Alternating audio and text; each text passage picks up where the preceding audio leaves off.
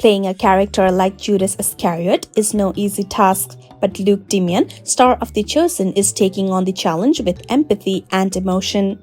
He recently spoke about what it means to portray such a complex figure and how he wants to show a different side of Judas. Dimyan shared in a YouTube video from The Chosen that his version of Judas is not a cold-hearted villain, but rather a man who loves deeply and wears his heart on his sleeve.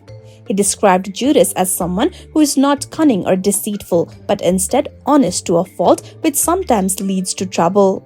The actor joked that Judas doesn't contribute much to the group, saying he has ideas, but everyone just tells him, "No, those are terrible." According to Dimyan, Judas experiences deep frustration because he feels disconnected from everything around him.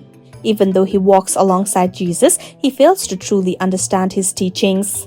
Despite Judas's betrayal, Dimyan believes it is important to bring out the character's humanity rather than painting him as purely evil. He shared, "I want to infuse this character with as much empathy and emotions as I can." Dimyan hinted at what's ahead in The Chosen Season 5, saying that the arrival in Jerusalem will be a turning point. This is where Judas's path takes a tragic turn, leading to a misunderstanding of Jesus' true mission. He told Collider that one of the most interesting things about playing Judas is how the show focuses on his journey rather than just the ending everyone already knows. He's not some evil mastermind, he's just a guy trying to figure things out, and sometimes he gets it wrong. Dimyan has always been fascinated by Judas's layers and has studied his character long before joining The Chosen.